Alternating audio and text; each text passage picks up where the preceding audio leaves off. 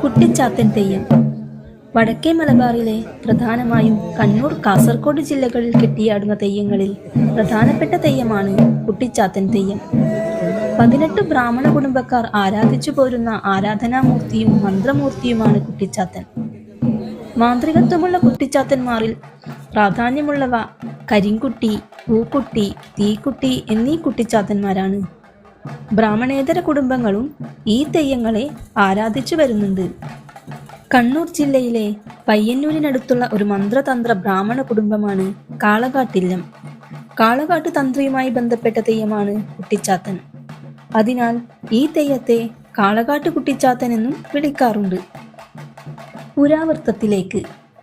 കാളകാട്ടുമനയ്ക്കലെ തിരുമേനി വേദപണ്ഡിതനും ശ്രേഷ്ഠനും അതിയായ സമ്പത്തിനുടമയുമായിരുന്നു. എന്നാൽ ഇല്ലത്തൊരു കുഞ്ഞിക്കാലു കാണാനുള്ള ഭാഗ്യം തിരുമേനിക്കുണ്ടായില്ല. ഒരിക്കൽ ശിവഭഗവാൻ പാർവതി ദേവിയോടൊത്ത് മലനാട്ടിലെത്തി. വേടന്റെയും വേടത്തിയുടെയും വേഷം ധരിച്ച് കാട്ടിലൂടെ നടന്നു. ഇടയ്ക്കെപ്പോഴോ വേടത്തി ഗർഭം ധരിച്ചു. കർക്കടക മാസത്തിലെ കരിമ്പൂരാടവും കറുത്ത വാവും ഒന്നിച്ചു വന്ന ഒരു ദിവസം ദേവി പ്രസവിച്ചു. കൊടുങ്കാറ്റും പേമാരിയും ഇടിവെട്ടും കണ്ട് കാടന്മാർ വിറങ്ങലിച്ചു നിന്നു. അശുഭലക്ഷണങ്ങളാൽ ജനനം. പാർവതി നെടുവീർപ്പിട്ടു.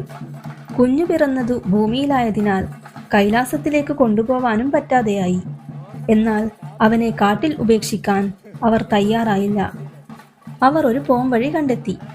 സന്താനമില്ലാതെ വിഷമിക്കുന്ന കാളകാട്ടില്ലത്തെ നമ്പൂതിരി അടുത്തു തന്നെ ഉണ്ടെന്നും കുഞ്ഞിനെ അദ്ദേഹത്തിന് കൊടുക്കാമെന്നും അവർ തീരുമാനിച്ചു. അങ്ങനെ കാളകാട്ടുമനയിലെ നമ്പൂതിരിക്ക് ഒരു കുഞ്ഞിനെ ലഭിച്ചു. കുഞ്ഞിന്റെ നെറ്റിയിലെ ചന്ദ്രക്കല കാണിച്ച് നമ്പൂതിരി ഭാര്യയോട് പറഞ്ഞു, നമുക്ക് മഹാദേവൻ തന്ന നിധിയാണിവനെന്ന്. അസാമാന്യ ബുദ്ധിമാനായി കുട്ടിച്ചാത്തൻ ഇല്ലത്ത് വളർന്നു. വളർച്ചയിലെ ഓരോ ഘട്ടത്തിലും അവന്റെ സ്വഭാവത്തിൽ ചില മാറ്റങ്ങൾ കണ്ടു തുടങ്ങി. വിദ്യാഭ്യാസത്തിൽ അസാമാന്യ കഴിവ് കാണിച്ച കുട്ടിച്ചാത്തൻ ഗുരുവിന്റെ ഉപദേശങ്ങൾ ചെവിക്കൊണ്ടില്ല. ബ്രാഹ്മണ പാരമ്പര്യത്തിന് വിരുദ്ധമായി പ്രവർത്തിക്കാൻ തുടങ്ങി കുട്ടിച്ചാത്തൻ. അനുസരണക്കേട് കാണിച്ച കുട്ടിച്ചാത്തനെ ഗുരു ശിക്ഷിക്കുന്നത് പതിവായി. ഒരു ദിവസം ഗുരുവിനെ വെട്ടിക്കൊന്ന് കുട്ടിച്ചാത്തൻ പഠിപ്പ് മതിയാക്കി സ്ഥലം വിട്ടു. മകന്റെ പ്രവൃത്തിയിൽ കോപിഷ്ഠനായ പിതാവ് അവന് കുട്ടിച്ചാത്തൻ എന്ന പേരു നൽകി. വീട്ടിലെ സ്വൈരജീവിതം തകർത്തപ്പോൾ തിരുമേനി ചാത്തനെ കാട്ടിലേക്ക് അയച്ചു. എന്നിട്ടും കുട്ടിച്ചാത്തന്റെ അനുസരണക്കേടിനും വികൃതിക്കും അറുതിയുണ്ടായില്ല. കാടന്മാരെയും കുട്ടിച്ചാത്തൻ ഉപദ്രവിക്കാൻ തുടങ്ങി. കുട്ടിച്ചാത്തനെ എന്തു ചെയ്യണമെന്ന് കാടന്മാർ കൂടിയാലോചിച്ചു. അവർ കുട്ടിച്ചാത്തനെ പിടിച്ചുകെട്ടി. കാട്ടുമൂപ്പൻ കുട്ടിച്ചാത്തന്റെ തലയെടുത്ത് പുഴയിലേക്കെറിഞ്ഞു. ഈ വാർത്ത അറിയിക്കാനായി കാടന്മാർ ഇല്ലത്തേക്കോടി.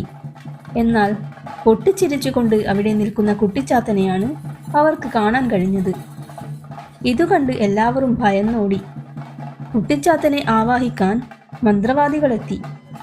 കുട്ടിച്ചാത്തനെ അവർ ആവാഹിച്ചു വരുത്തി കഷണങ്ങളാക്കി വെട്ടി ശരീരഭാഗങ്ങൾ അഗ്നിയിൽ ഹോമിച്ചു. അഗ്നികുണ്ഡത്തിൽ നിന്നും 100 കണക്കിന് ചാത്തന്മാർ ഉയർന്നു വന്നു. ഇതുകണ്ട് ഭയന്നു വിറച്ച മന്ത്രവാദികൾ ഓടിയൊളിച്ചു. എന്നാൽ ചാത്തൻ അവരെ തിരഞ്ഞു പിടിച്ച് വധിച്ചു. കാളകാട്ടില്ലം തീവെച്ച് നശിപ്പിക്കുകയും ചെയ്തു. ഇതിനൊരു പരിഹാരം കാണാൻ എല്ലാവരും ചേർന്ന് പെരുമലയനെ ശരണം പ്രാപിച്ചു. അങ്ങനെ ഇതിന് പരിഹാരമായി ജനം കുട്ടിച്ചാത്തൻ തെയ്യം കെട്ടിയാടാൻ തുടങ്ങി. അങ്ങനെ കുട്ടിച്ചാത്തൻ മലനാട്ടിലെ ദൈവമായി മാറി.